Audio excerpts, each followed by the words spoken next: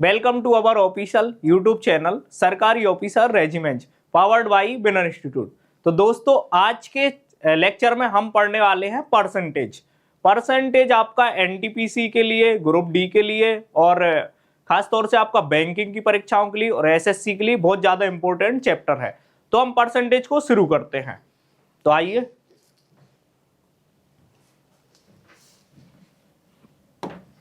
देखिए, सबसे पहले तो हम फ्रैक्शन टू परसेंटेज को कन्वर्ट करना सीखते हैं। जैसे मान लो कोई फ्रैक्शन है, उसको परसेंटेज में कैसे कन्वर्ट करें।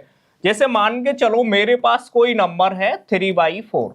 अगर मुझे इसको परसेंटेज में कन्वर्ट करना होगा तो इसका एक सिंपल सा तरीका है भाई। तो मैं जैसे 3/4 लिखा और इंटू लगा दूंगा इसमें बस 100। दैट मीन्स यहां से 4 से क्या होगा, ये 100 कट जाएगा 25 टाइम्स। तो 25 इंटू 3 दैट मीन्स मैं बोल सकता हूं कि ये हो जाएगा 75%। या जैसे मान के चलो मेरे पास कोई एक दूसरा नंबर है, जैसे मान के चलो यहां पर लिखा है 1/2। अब 1/2 को मुझे परसेंटेज में कन्वर्ट करना है तो यहां पर मैं इंटू लगा दूंगा बस 100। तो दैट मीन्स आप बोल सकते हो कि ये हो जाएगा आपका 50%। तो हम ऐसे कोई भी फ्रैक्शन को हम परसेंटेज में निकालना सीख सकते हैं। अब मान के चलो इसका रिवर्स करते हैं। मान लो कोई नंबर ऑलरेडी परसेंटेज में है तो उसका फ्रैक्शन में कैसे कन्वर्ट करें, तो हम यहां पर देखते हैं। जैसे मान के चलो मेरे पास एक नंबर है 25%, ठीक है। तो यहां पर बस मुझे परसेंटेज को हटाना है और डिवाइड बाई 100 लगाना है। तो यहां पर 25% हटाया मैंने, डिवाइड बाई 100, तो यहां से आ जाएगा 1/4। दैट मीन्स मैं ये कह सकता हूं कि 25% का मतलब होगा 1/4। जैसे मान के चलो मेरे पास एक नंबर है 35%, तो क्या लिख सकता हूं मैं इसको 35/100। अब 5 से मैं इसको सिंप्लीफाई कर देता हूं, तो 5 7 जा 35, 5 2 जा 10 और 0 का 0। दैट मीन्स मैं 35% को लिख सकता हूं यहां पर 7/20। अब मैं आपको कुछ परसेंटेज टू फ्रैक्शन लिख देता हूं, वो आपको लगभग याद करना है। इससे आपकी कैलकुलेशन बहुत ज्यादा अच्छी हो जाएगी। जैसे मैं यहां पर अगर मैं बात करूं तो 1 का मतलब होता है यहां पर 100%। 1 का मतलब होगा यहां पर 100%। अगर मैं लिखूं यहां पर 1/2 दैट मीन्स होगा आपका 50%। 1/2 मतलब 50%। अब जैसे मैं यहां पर लिखूं 1/3 तो 1/3 का मतलब होगा 33 1/3%। और यहां पर लिखूं जैसे मैं 1/4 तो इसका मतलब होगा आपका 25%। 1/5 होगा तो आपका हो जाएगा 20%। अगर मैं बात करूं 1/6 की तो ये हो जाएगा 16 2/3%। ठीक है, तो यहां तक अपन को करना है और मैं लिख देता हूं बाकी। जैसे आप अगर 1/7 लिखोगे यहां पर तो 1/7 का मतलब होगा आपका 14 2/7%। 1/8 की अगर मैं बात करूं तो 1/8 को लिख सकते हो 12.5%। अगर मैं इसी प्रकार लिखूं 1/9 को तो 1/9 को लिख सकते हो आप 11 1/9%। और एक 1/10, 1/10 को आप बोल सकते हो कि 10%। और 1/11 को आप बोल सकते हो यहां पर कि 9 1/11%। और एक और है 1/12। 1/12 को आप लिख सकते हो 8 1/3%। इससे क्या फायदा होगा, इससे ये फायदा होगा जैसे मान के चलो एक नंबर है 180, ठीक है। तो आपको 180 का निकालना है, ठीक है, आपको 180 का निकालना है 11 1/9%। तो आप इसको अगर बेसिक से करोगे ना तो आपको थोड़ा सा टाइम लगेगा। लेकिन अगर आपको इस तरीके से करोगे जैसे लिखा 180 इंटू यहां पर 11 1/9 को मैं ऐसा लिख सकता हूं क्या 1/9। तो दैट मीन्स इसको मैं सॉल्व करूंगा तो यहां पर आएगा 20। तो इससे आपका टाइम थोड़ा सा बच जाएगा और आपको बाकी क्वेश्चन करने में थोड़ा सा हेल्प होगी। अब हम कुछ क्वेश्चंस करते हैं। जैसे मान लो देखो यहां पर आप ये इससे ये अंदाजा लगा सकते हो कि यहां से जो 2/3 होगा उसकी वैल्यू कितनी आएगी। मैंने क्या किया 2 का इधर मल्टीप्लाई किया, तो दैट मीन्स 2 का मल्टीप्लाई मैं इनमें भी करूंगा। तो यहां पर कितना हो जाएगा 33 में अगर 2 का मल्टीप्लाई किया दैट मीन्स 36 और 1/3 में अगर 2 का मल्टीप्लाई करूंगा तो यहां पर आ जाएगा 2/3%। इसी प्रकार जैसे ये 1/8 है तो यहां से इसकी हेल्प से मैं ये बना सकता हूं कि यहां से 3/8 का मतलब होगा, तो मैं इसमें 3 का मल्टीप्लाई करूंगा तो दैट मीन्स 37.5%। आप चाहें तो इसका स्क्रीनशॉट ले सकते हैं। बाकी हम क्वेश्चंस की तरफ आगे बढ़ते हैं धीरे धीरे, बेसिक से लेकर एडवांस तक करते हैं, काफी सारे क्वेश्चनों को हम बनाएंगे। ठीक है, तो आपका पहला क्वेश्चन है, यदि P Q से 40% कम है तो Q P से कितने प्रतिशत अधिक है। ठीक है, तो देखो if P is 40% less than Q then Q is what percent more than P। तो देखो इन्होंने बोला है कि P Q से 40% कम है, तो यहां पर कंपेयर बहुत ज्यादा इंपॉर्टेंट हो जाती है। तो इन्होंने क्या बोला, P जो है वो Q से 40% कम है, इसका मतलब कंपेयर हो रही है हमारी Q से। तो मैं यहां पर लिखता हूं P और यहां पर लिखता हूं Q। अगर Q 100 होगा तो इन्होंने बोला जो P है वो Q से 40% कम होगा, दैट मीन्स P होगा आपका 60। ये बात क्लियर है। अब इन्होंने बोला जो Q है वो P से कितने प्रतिशत अधिक है, तो आप बोलोगे यहां पर अगर अधिक की बात करूं तो आप बोलोगे ये होगा 40 अधिक। अब किससे अधिक होगा, P से, तो कंपेयर होगी P से, तो अपन P को लिखेंगे इसके डिवाइड में, तो 40/60 और मल्टीप्लाई अपन कितने का करेंगे, 100 का। अब यहां से देखो 20 की टेबल में ये 2 टाइम्स और ये 3 टाइम्स, तो आप बोलोगे ये आ जाएगा 200/3, दैट मीन्स कितना होगा, दैट मीन्स होगा 66 2/3%। ठीक है, 66 2/3% को ही अपन ये लिख सकते हैं 66.66%। तो पहले सवाल का आपका करेक्ट आंसर होगा ऑप्शन नंबर बी। अगर मैं नेक्स्ट क्वेश्चन की बात करूं, यदि राम की आय श्याम की आय से 20% कम है, ठीक है, तो श्याम की आय राम की आय से कितने प्रतिशत अधिक है। If the income of Ram is 20% less than that of Shyam, then by what percent is the income of Shyam more than that of Ram. अब यहां पर इन्होंने बोला कि राम की जो आय है श्याम की आय से 20% कम है, तो डायरेक्टली कंपेयर किससे हो रही है, आपकी श्याम की आय से। तो अगर मैं बात करूं राम और श्याम की, तो मैं किसको 100 मानूं, श्याम को 100 मान लेता हूं। तो मैंने मान लिया कि श्याम जो है 100 रुपए कमाते हैं, तो इन्होंने बोला राम की जो आय है श्याम की आय से 20% कम है, इसका मतलब अगर श्याम 100 रुपए कमाते हैं तो राम 80 रुपए कमाते होंगे। ये बात आई समझ में। अब यहां पर इन्होंने कहा तो श्याम की आय राम की आय से कितने प्रतिशत अधिक है, तो अगर देखा जाए तो श्याम की आय कितनी अधिक है राम से, तो आप बोलोगे 20 अधिक है, लेकिन कंपेयर किससे हो रही है, राम से। तो राम की आय को अपन नीचे लिखेंगे, तो 20/80 × 100। आप बोलोगे 20 की टेबल में ये आता है 4 टाइम्स, और 4 से अगर मैं 100 को डिवाइड करूंगा ये आएगा आपका 25%। क्लियर है यहां तक। तो अपन कंपेयर जो करते हैं वो इंपॉर्टेंट है। जैसे यहां पर कंपेयर हो रही है स्टार्टिंग में श्याम से, तो मैंने श्याम को 100 माना। अगर राम से कंपेयर होती तो मैं राम को 100 मानता, इससे थोड़ा सा आसान पड़ जाएगा। बाकी थोड़ा और प्रैक्टिस करते हैं। नेक्स्ट क्वेश्चन है आपका, इफ x% ऑफ 280 बराबर 15% ऑफ 240 प्लस 20% ऑफ 310, ठीक है, the value of x is. ठीक है, तो अपन ने यहां पर x का मान पता करना है। अगर इस क्वेश्चन में देखा जाए तो यहां पर अपन क्या कर सकते हैं, तो यहां पर लिखा है 280 और x%, 280 का x%, तो मैं इंटू x% लगा देता हूं, और बराबर में है यहां पर 15% और इंटू लिखा है आपका 240, तो मैं 240 लगा देता हूं। अब यहां पर लिखा है आपका प्लस में 20% और इंटू लिखा है 310, तो मैं यहां पर 310 लिख देता हूं। अगर मैं यहां पर बात करूं, देखो यहां पर भी परसेंटेज आया, परसेंटेज यहां पर भी आया, तो परसेंटेज यहां पर भी आ रहा है, तो मैं पूरे को परसेंटेज से डिवाइड कर दूंगा, या फिर परसेंटेज कॉमन लेके काट सकता हूं। दूसरा मैं ये कर सकता हूं, इस अगर क्वेश्चन की अगर मैं बात करूं तो यहां पर देखो, यहां पर 10 से डिवाइड कर देता हूं तो ये भी कट गया, और 10 से अगर डिवाइड करूंगा तो ये भी कट जाएगा, और इनमें से आपका एक कट जाएगा, तो यहां पर बचेगा आपका 28x और यहां पर बचेगा आपका 15 इंटू 4 मतलब 60, 15 इंटू 2 मतलब 30, दैट मीन्स ये हो जाएगा 36 और 0। और यहां की अगर मैं बात करूं तो यहां पर इसका डबल होगा 620। अगर मैं इन दोनों का सम करूं तो 28x बराबर यहां पर 0, 6 + 2 मतलब 8, ठीक है, इसके बाद 6 + 3 मतलब 9।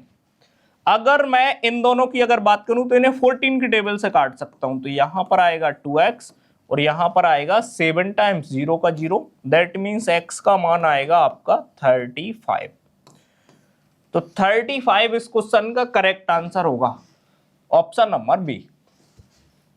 तो देखो इसमें मेन चीज इंपॉर्टेंट है कि आप यहां पर परसेंटेज अगर जैसे मान चलो हटाओगे, यहां पर 100 लगाओगे, यहां पर 100, तो उस तरीके से थोड़ा सा टाइम ज्यादा लगेगा और एग्जाम में आपको थोड़ा जल्दी सॉल्व करना है। तो जल्दी सॉल्व करना तो आप इस तरीके से अपना सकते हो। मैंने स्टार्टिंग में क्या किया था, मैंने यहां पर परसेंटेज से सबको डिवाइड कर दिया था, फिर मैंने सबको 10 से डिवाइड कर दिया था, इससे ये थोड़ा सा आसान बन गया।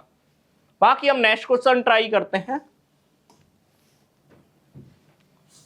नेक्स्ट क्वेश्चन है, जब एक संख्या में 20% की वृद्धि की जाती है तो वह स्वयं का 116% हो जाता है, वह संख्या क्या है? When a number is increased by 20, it becomes 116% of itself. What is the number? ठीक है, तो देखो हर एक नंबर अपने आप में 100% होता है। अगर मैं 20 बढ़ा रहा हूं तो दैट मीन्स वो 16% बढ़ रहा है, ठीक है, क्योंकि देखो 100% तो ऑलरेडी था ना, कितना बढ़ा, 16% बढ़ा। तो मैं ऐसा बोल सकता हूं कि जो 16% है इनकी वैल्यू है आपकी 20, ठीक है। अब देखो हर एक नंबर अपने आप में होता है 100%, मुझे कुछ भी करके इस वाले नंबर को ना कितना बनाना है, 100। तो क्या कर सकता हूं मैं, तो यहां से एक काम करता हूं, मैं 4 से इसको भी डिवाइड करता हूं, 4 से इसको भी डिवाइड करता हूं। अगर मैं यहां पर 4 से डिवाइड करूंगा तो आप बोलोगे यहां पर आएगा 4%, और यहां पर अगर 4 से डिवाइड करूंगा तो यहां पर आएगा 5। अब देखो यहां पर आया 4% की वैल्यू होगी आपकी 5, मुझे इसको कितना बनाना है, 100। तो आप बोलोगे यहां पर आप मल्टीप्लाई करो 25 का। तो देखो अपन इस साइड अगर 25 का मल्टीप्लाई कर रहे हैं तो अपन भेदभाव नहीं कर सकते, यहां पर भी कितने का मल्टीप्लाई होगा, 25 का। तो दैट मीन्स ये हो जाएगा आपका कितने परसेंट, 100%, और यहां पर कितना हो जाएगा 25 × 5, दैट मीन्स 125। तो आप बोल सकते हो कि वो नंबर जो होगा वो नंबर कितना होगा, 125, ऑप्शन नंबर सी, ठीक है। क्योंकि देखो आप अगर 20 इंक्रीज कर रहे हो तो वो कितने परसेंट बढ़ रहा है, आपका 116 हो रहा है, दैट मीन्स 16% बढ़ रहा है। तो 16% की वैल्यू होगी 20। यहां से अगर मैं देखा जाए तो 4 का मैंने इस साइड डिवाइड किया, इस साइड डिवाइड किया, तो 100% की वैल्यू हो जाएगी आपकी 125। क्लियर हो तो आगे बढ़े। अब हम नेक्स्ट क्वेश्चन ट्राई करते हैं। नेक्स्ट क्वेश्चन क्या है, the cost price of Apple is increased by 20% and then decreased by 20%. What is the net percentage decrease? सेब की कीमत में 20% की पहले वृद्धि की गई, इसके बाद फिर 20% की कमी की गई। तो अपन को बताना नेट परसेंटेज बढ़ेगा या फिर घट जाएगा। तो देखो इस क्वेश्चन को करने के काफी सारे तरीके हैं, लेकिन अपन एक सिंपल तरीके से समझते हैं। मैं मान लेता हूं कि सेब की कीमत कितनी है, 100 रुपए केजी। अब इन्होंने कहा कि सबसे पहले सेब की कीमत जो है वो 20% बढ़ी, दैट मीन्स प्लस का 20%, ठीक है। तो आप बोल सकते हो पहले 100 रुपए थी, अगर 20% बढ़ी तो 100 का 20% मतलब 20 ही होगा, तो आपकी सेब की कीमत कितनी हो जाएगी, 120 रुपए। अब आप बोल रहे हो कि सेब की जो कीमत है पहले बढ़ी लेकिन फिर बाद में कम हुई, तो आप बोलोगे 20% कम हुई। इसका मतलब क्या हुआ, इसका मतलब ये हुआ कि 120 के 80% पे फिर सेब आपका देखो कम होगा, तो इसका मतलब 120 का 80% आपका बचना चाहिए। तो यहां पर अगर देखा जाए तो 120 का 80% कितना होगा, 120 × 80 अपॉन 100। तो यहां से 2 जीरो से 2 जीरो कैंसिल, 12 × 8 दैट मीन्स कितना आएगा, 96। मतलब मैं ऐसा बोल सकता हूं पहले सेब की कीमत 100 रुपए थी, अब सेब की कीमत बची 96। तो आप क्या बोल सकते हो, आप बोल सकते हो कि सेब की कीमत जो है ना वो 4% कम हो गई, क्योंकि कैलकुलेशन अपन 100 से ही करते हैं। तो कितनी कीमत कम हो जाएगी, 4%, ऑप्शन नंबर ए इसका करेक्ट आंसर होगा, 4%। नेक्स्ट क्वेश्चन की अगर बात करूं मैं, तो यहां पर देखो चीनी वाले सवाल ना परसेंटेज के लिए बहुत फेमस है। अगर आप ग्रुप डी के लिए, आरआरबी के लिए या फिर एसएससी बैंक के लिए कर रहे हैं तो चीनी वाले सवाल आपको अक्सर देके जाते हैं।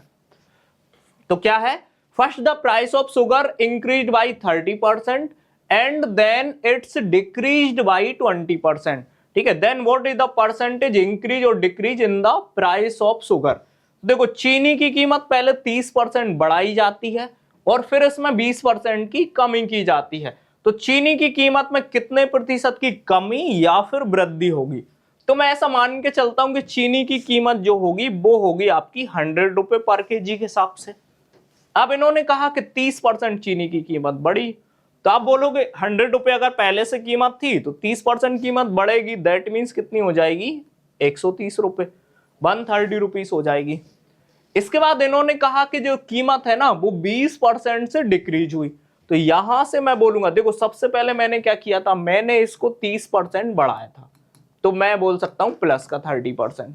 अब मैं बोलूंगा इसको मैंने 20% कम किया, दैट मीन्स माइनस का 20%। तो आप बोलोगे जो कीमत है ना वो इसका 130 का 80% बचेगी। तो अब यहां पर देखो, अगर मैं इसका 80% निकालूंगा ना तो यहां पर परसेंटेज आ रहा है और यहां पर आप बोलोगे 2 जीरो आ रहा है, तो 2 जीरो आ रहा है ना तो आप सीधा मल्टीप्लाई कर सकते हो 13 इंटू 8, तो आप बोलोगे यहां पर आएगा 104। तो आपकी पहले कीमत थी 100 रुपीस, अब कीमत हो गई 104 रुपीस। कितने परसेंट बढ़ी? तो आप बोलोगे 4% ना कीमत आपकी बढ़ जाएगी। क्लियर है? नेक्स्ट क्वेश्चन ट्राई करते हैं। हाँ, तो यहां पर देखो, due to 25% reduction in the price of wheat per KG, John is able to buy 5 kg more for 600 rupees. What is the original price of wheat per KG?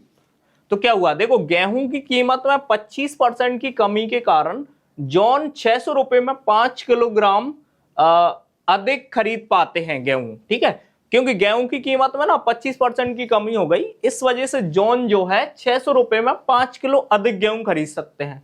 तो अपन को बताना है प्रति किलो गेहूं का वास्तविक मूल्य क्या है। वास्तविक मूल्य मतलब जो पहले से था।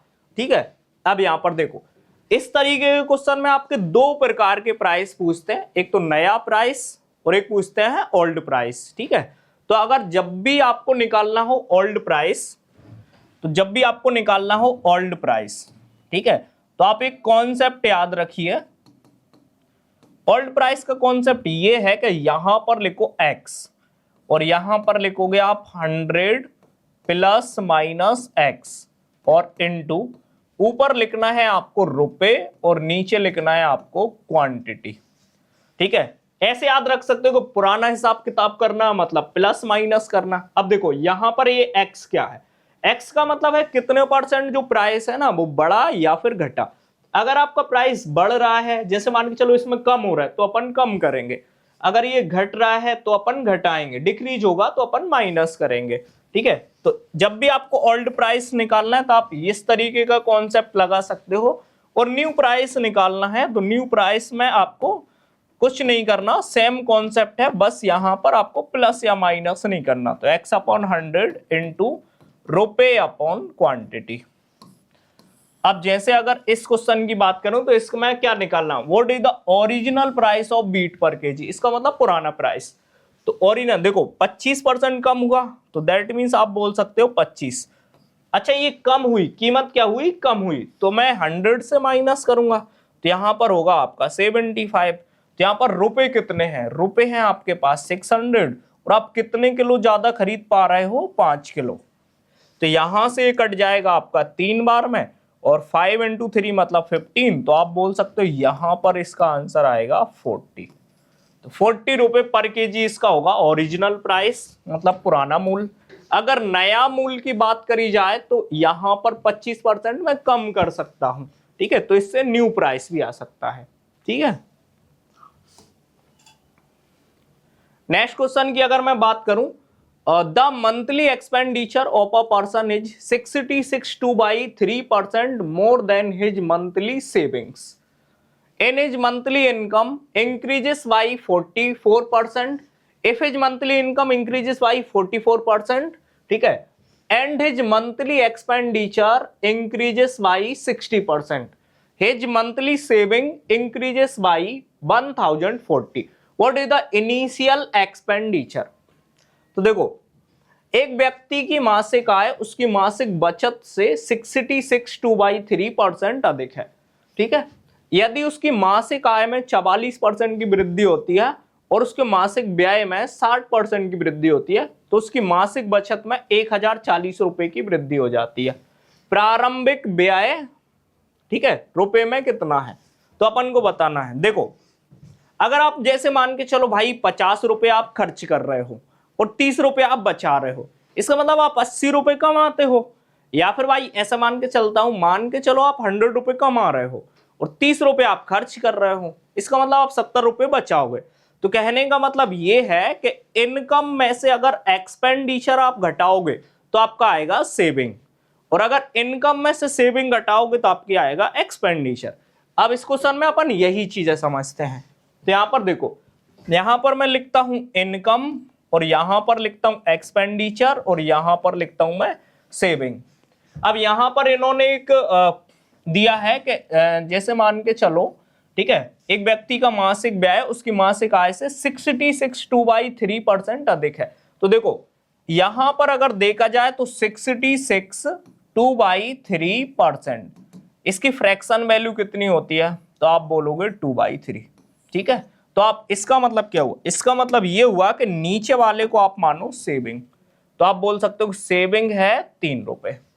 अब देखना, इन्होंने कहा जो इसकी एक्सपेंडिचर है, जो इनकी व्यय है, ठीक है, व्यय है वो 2/3 ज्यादा है। मतलब अगर ये 3 रुपए बचाते हैं, ठीक है, तो 2 ज्यादा है इनका एक्सपेंडिचर, इसका मतलब एक्सपेंडिचर होगा 5 रुपए, ठीक है। इसका मतलब देखो, अगर ये 5 रुपए खर्च करते हैं, 3 रुपए बचाते हैं, इसका मतलब ये कमाते होंगे 8 रुपए।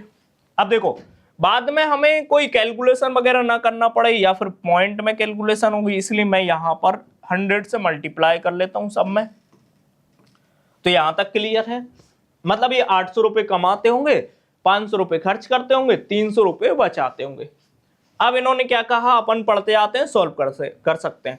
यदि उसकी मासिक आय में 44% की वृद्धि होती है, तो देखो पहले थी आपकी 800, अब मैं बोलूंगा 40% की वृद्धि हो गई, मतलब 144 हो गया आपका 800 का, और यहां तक भाई 0, तो 2 जीरो से 2 जीरो, 8 × 4 मतलब 32, 14 × 8 112, ठीक है, और 115।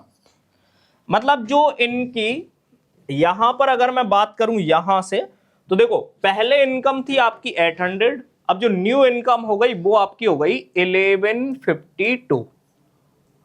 क्लियर है, तो आपकी न्यू जो इनकम है वो हो गई 1152। अब इन्होंने कहा जो एक्सपेंडिचर है ना वो 60% बढ़ा, तो आप बोलोगे इसको बढ़ाना है 60%, ठीक है, क्लियर है। तो यहां से मैंने 60% इसको बढ़ाया, तो यहां पर कितना हो जाएगा, 160% हो जाएगा।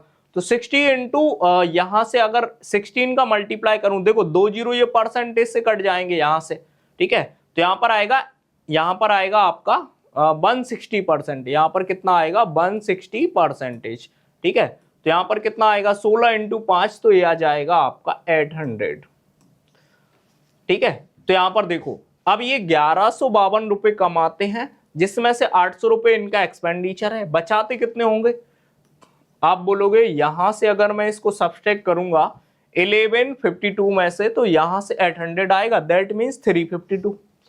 अब देखो इनकी सेविंग की अगर मैं बात करूं तो कितना इंक्रीज हो रही है, तो आप बोलोगे 52 रुपीज। तो देखो यहां पर अगर इनकी सेविंग की बात करूं तो वो 52 रुपए बढ़ रही है, जबकि एक्चुअली में कितना बढ़ रही है 1040 रुपए। तो यहां से देखो 1 की वैल्यू हो जाएगी यहां से 20। अब इन्होंने क्या पूछा, उनके प्रारंभिक व्यय, तो देखो प्रारंभिक व्यय कितना था 500, तो आप बोलोगे एक्सपेंडिचर जो होगा वो होगा 500 इंटू 20, तो यहां पर आ जाएगा आपका 10 और यहां पर 30, तो यानी इनिशियल एक्सपेंडिचर होगा वो होगा 10,000। तो 10,000 इसका करेक्ट आंसर है, ऑप्शन नंबर बी। तो ये इस सवाल को करने का आसान तरीका है। बाकी इसी तरीके के काफी सवाल आते हैं, जैसे ये सवाल है, a person lost 75% of his amount in the first bet, 75% of the remaining in the second bet and 75% of the remaining in the third bet and reached home with only ₹2। ठीक है, what was his initial amount, मतलब एक व्यक्ति क्या करता है, पहली शर्त में 75% रुपए हार जाता है, दूसरी बार फिर शर्त लगाता है तो फिर से 70% हार जाता, 75%, ठीक है, और तीसरी बार फिर शर्त लगाता है, फिर 75% हार जाता है, और लास्ट में ₹2 लेकर वो घर जाता है। तो अपन को बताना है कि उस प्रारंभ में उसके पास कितने रुपए थे। तो देखो यहां पर देखा जाए तो 75% एक बार आया, फिर 2 बार आया, और यहां पर आया 75% 3 बार। तो यहां पर अगर देखा जाए तो 75% की फ्रैक्शन वैल्यू कितनी होगी, तो आप बोलोगे 3/4। अच्छा देखो 3/4 से क्या मतलब है, मुझे एक्चुअली में क्या कोई ऐसा नंबर लेना पड़ेगा जिसका मैं 75% लगभग 3 बार कर सकूं। तो देखो यहां से जो 3/4 आया ना, आप इसका क्यूब करके थोड़ा आइडिया लगा सकते हो, तो यहां पर होगा 27/64। तो आप ये जो नीचे वाला नंबर है ना 64, ये नंबर मान सकते हो। तो देखो मैं मान के चलता हूं इसके पास पहले थे 64 रुपीज। अब यहां पर देखो ये 75% तो भाई हार गया ना। अब देखो मुझे इससे क्या मतलब, मुझे तो बस ये पूछा है कि लास्ट में 2 रुपए लेकर ये घर गया, तो मैं बोलूंगा इसके पास 25% रुपए बचे होंगे। 25% रुपए बचे होंगे मतलब 1/4। तो आप लोग बोलोगे अगर मैं इसका 1/4 करूंगा तो यहां पर आएगा 16 रुपए। अब दिक्कत ये है कि देखो ये तो पहली शर्त हो गई, दिक्कत ये है कि इसने डबल से शर्त लगाई, तो दूसरी शर्त में ये फिर से 75% हार गया, लेकिन इसके पास बचा कितना होगा, फिर से 25%। तो आप बोलोगे फिर से 25% मतलब 4 रुपए इसके पास बचे होंगे। फिर इसने डबल से शर्त लगाई, मतलब तीसरी बार शर्त लगाई, तो फिर से 75% हार गया, बचा कितना होगा, फिर से 25% मतलब 1 रुपए बचा होगा। लेकिन इन्होंने कहा था कि वो केवल 2 रुपए लेकर घर गया, मेरे हिसाब से तो 1 रुपए बचना चाहिए। दैट मीन्स मैं ऐसा बोल सकता हूं कि 1 की जो वैल्यू होगी, 1 की जो वैल्यू होगी वो होगी 2। अगर 1 की वैल्यू अगर 2 है तो यहां से 64 की वैल्यू कितनी होगी, 64 × 2, दैट मीन्स कितना होगा 128।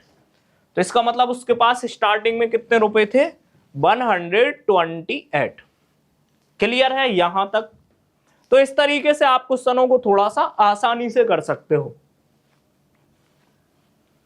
अब यहां पर देखो आ नंबर, ये टाइप भी अक्सर एग्जाम में पूछा जाता है, खास तौर से एसएससी और रेलवे के एग्जाम में। A number is multiplied by 7/5 instead of 3/2। इसका मतलब क्या हुआ, एक संख्या को 3/5 से तो मल्टीप्लाई करना था, लेकिन मल्टीप्लाई कर लिया जाता है 7/5 से, ठीक है, अब बाई मिस्टेक, ठीक है। What is the percentage change in the result, तो इसकी वजह से रिजल्ट में क्या चेंजेस होंगे।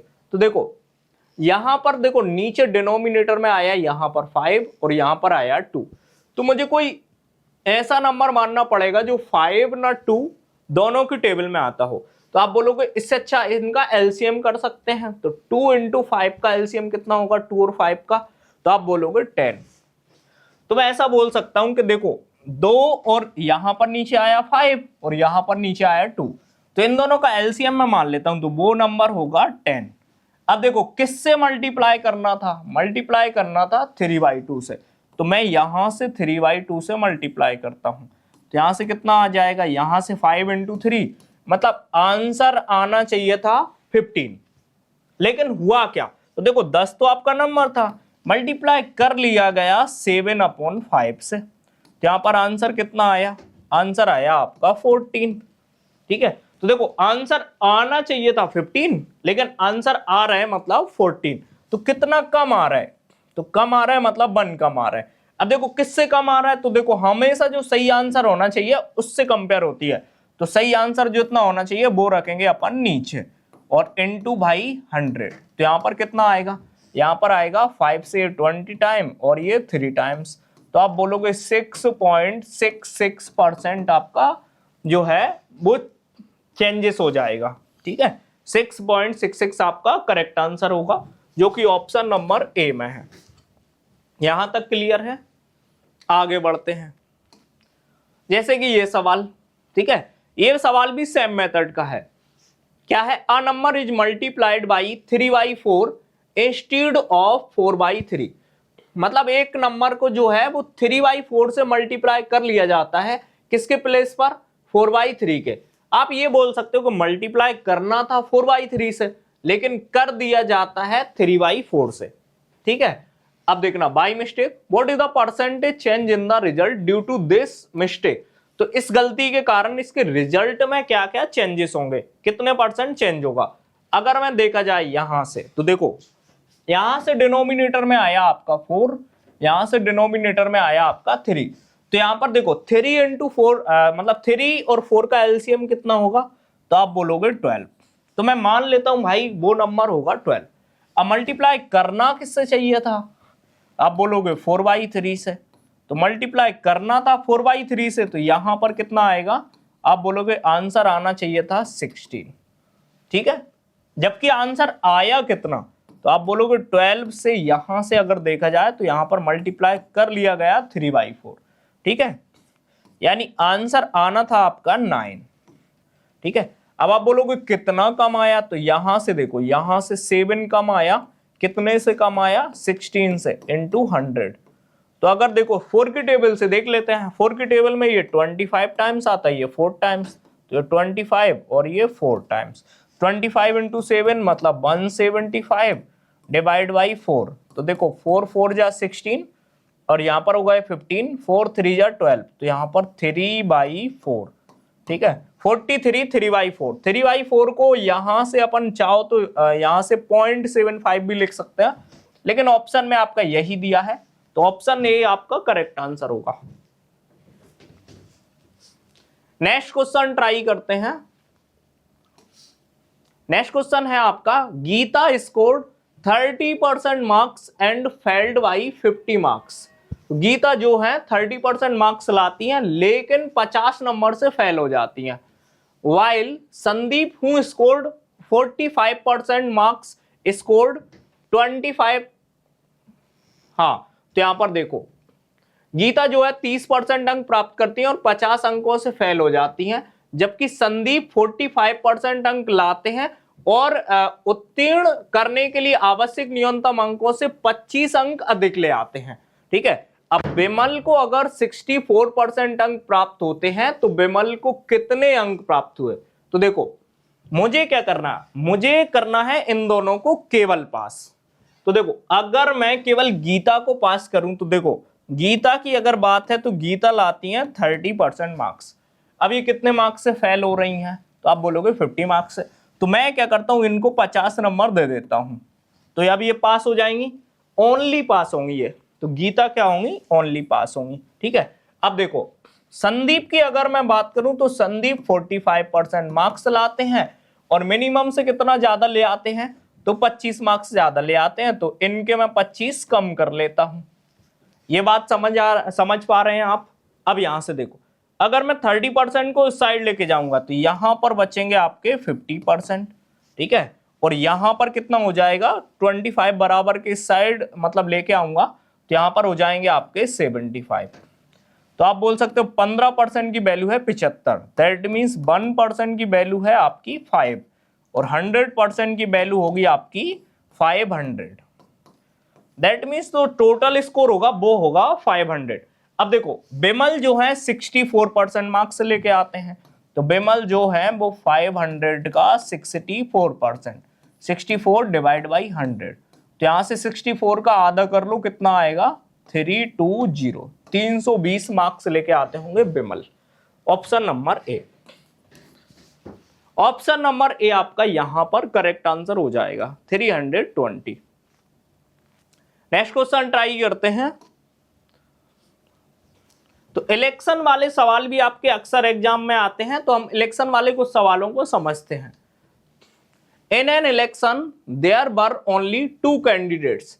तो देखो एक चुनाव में केवल 2 उम्मीदवार थे। ठीक है, one of the candidate secured 40% of votes and it's defeated by the other candidate by 298 votes.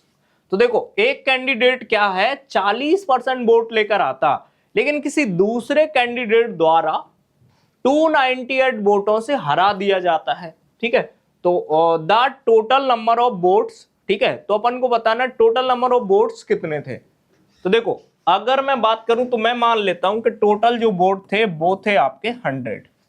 अब देखो एक जो अगर केवल 2 ही कैंडिडेट हैं और वोट आपके इनवैलिड भी नहीं है और सभी लोगों ने वोट डाले हैं, तो देखो यहां से तो एक कोई पर्सन होगा वो जीतेगा, एक कोई पर्सन होगा जो हारेगा।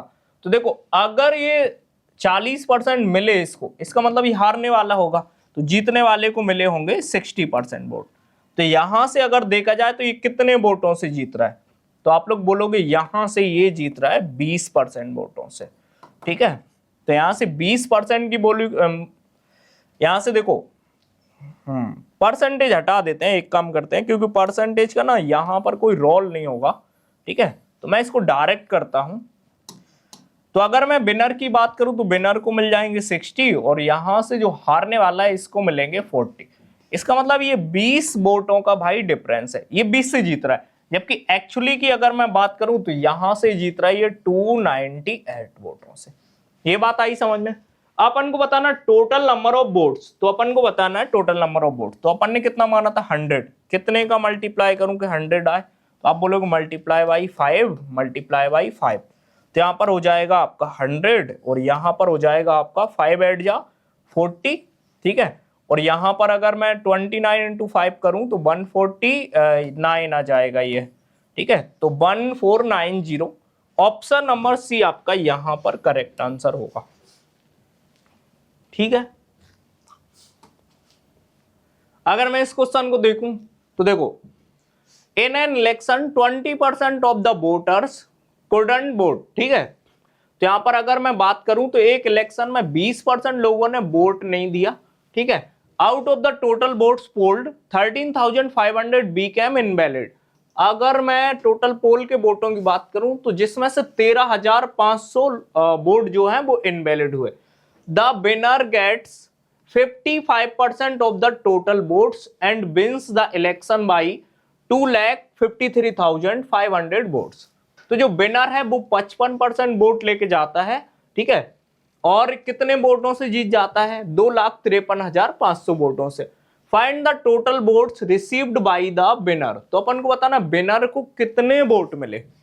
तो देखो भाई मैं मान के चलता हूं टोटल जो वोट थे वो थे 100। अब देखो गलती ना हो इसलिए मैं ऐसा मान के चलता हूं 100x टोटल वोट थे। अब देखो यहां पर अगर मैं बात करूं तो 20% लोगों ने वोट ही नहीं दिया, तो इसका मतलब वोट 20% लोगों ने नहीं दिया, तो आप बोलोगे यहां से 20x लोगों ने वोट नहीं दिया होगा, वोट दिया होगा दैट मींस 80x लोगों ने। ठीक है, अब देखो out of this total polled 13,500 Beckham invalid. अगर पोल के वोटों की बात करूं तो इसमें से वोट तो दिया लेकिन 13,500 वोट जो थे वो थे इनवैलिड। इसका मतलब देखो अगर वैलिड निकालोगे तो यहां पर कैसा आएगा 80x माइनस के 13,500। लेकिन अपन थोड़ा जल्दी करते हैं, मैं मान के चलता हूं इतने ही वोट है, अभी मैं इनवैलिड का केस ना अभी छोड़ देता हूं। तो यहां पर इन्होंने कहा जब विनर है वो उसको 55% वोट मिलते हैं। ठीक है, वोटिंग लिस्ट के। अगर मैं यहां पर ही बात करूं तो यहां पर एक होगा विनर, इसको मिले कितने 55x वोट, 55% मतलब 100 का 55। अब यहां से लूजर को कितने वोट मिले होंगे यहां से, तो लूजर को मिले होंगे यहां से 10 में से 5 जाएगा मतलब 5, और यहां से 7 में से 5 जाएंगे मतलब 2। आप बोल सकते हो 25x यहां से आप मिले हारने वाले को। ये बात क्लियर है यहां तक। अब देखो एक्चुअली में देखा जाए तो एक्चुअली में लूजर को इतने वोट नहीं मिलेंगे। उसका कारण क्या है, क्योंकि 13,500 जो वोट है वो है इनवैलिड। तो अभी अगर देखा जाए ना तो वो जो 13,500 वोट है ना वो इसके खाते में जुड़े होंगे लूजर के में, क्योंकि इन्होंने क्लियर कहा ना कि विनर को तो कितने मिले 55%, तो विनर को 55x मिले। इसका मतलब लूजर को जो मिले होंगे 25x, लेकिन इसमें से 13,500 में वोट जो है वो घटा लेता हूं क्योंकि लूजर को एक्चुअली में इतने ही वोट मिले होंगे। अब देखो जो विनर है वो कितने वोटों से जीत रहा है, तो आप बोलोगे 2,53,500 वोटों से, तो मैं यहां से इसको घटा लेता हूं, ठीक है। तो यहां से अगर मैं घटाऊंगा तो यहां से आएगा आपका 3030x और ये हो जाएगा आपका प्लस का, तो आप बोलोगे 13,500 बराबर चल रहा है आपका 2,53,500, तो 2,53,500, ठीक है। तो यहां से कितना बचेगा, यहां से बचेगा आपका 30x और यहां से अगर 13,500 यहां से घट जाएंगे तो यहां पर बचेगा 2,40,000, ठीक है। तो यहां से 1 जीरो से 1 जीरो और यहां से 1 की वैल्यू कितनी हो जाएगी, x की वैल्यू हो जाएगी यहां से 8,000, तो x का मान आ जाएगा यहां से 8,000। अब देखो इन्होंने ये बोला कि जीतने वाले को कितने वोट मिले, अगर x का मान है 8,000 तो यहां से कितना होगा, तो आप बोलोगे 55 इंटू 8,000, ठीक है। तो यहां से 8 इंटू 5, 8 5 जा 40, 8 5 जा 40 और 4, ठीक है। यहां से 3 जीरो का मैंने लगा दिया 3 जीरो, ठीक है। तो यहां से कितना हो जाएगा 8 5 जा 40, तो यहां से मिल जाएंगे 4,40,000, ठीक है। तो यहां से हो जाएंगे 4,40,000।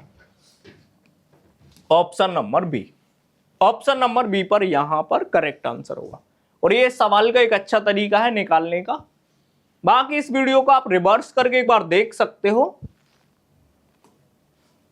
अब यहां पे आज का क्वेश्चन यहां पर है, अ फ्रूट सेल्स, ठीक है, एक फल विक्रेता 45% of the orange that he has along with 1 more orange to a customer.